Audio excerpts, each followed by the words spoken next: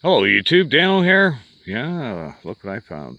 Going through some boxes. This is number 2 for me. Made by Crescent Tool, Jamestown, New York. Drop forged, made in USA. 4 and a 6-inch, I guess that would be. I got the 6 and 8 too, but that one's made in Germany.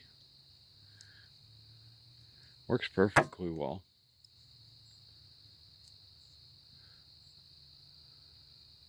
I'm also just playing around with a couple of snap-on ratchets.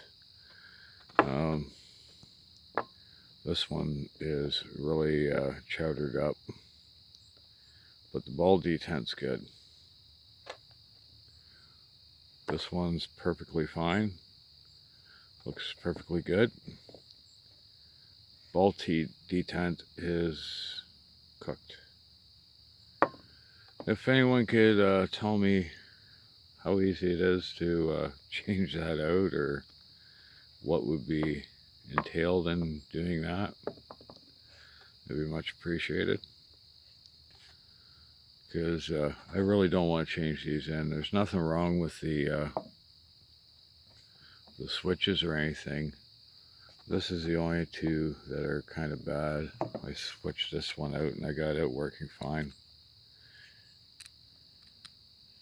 Canadian made one with the oil hole on top. Mind you, with all this chrome peeling, it does look pretty bad, but you know something? I really do want to keep this. I don't want to trade that in. There's nothing wrong with it otherwise. Snap on. See if we can get the see the date code on it. Focus.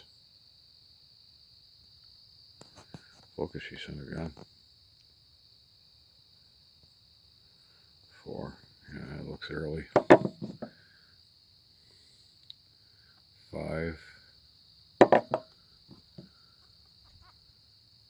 And a 9. Alright, like, comment, subscribe, share. Hey, just stop by and say hello. Yep, Daniel out.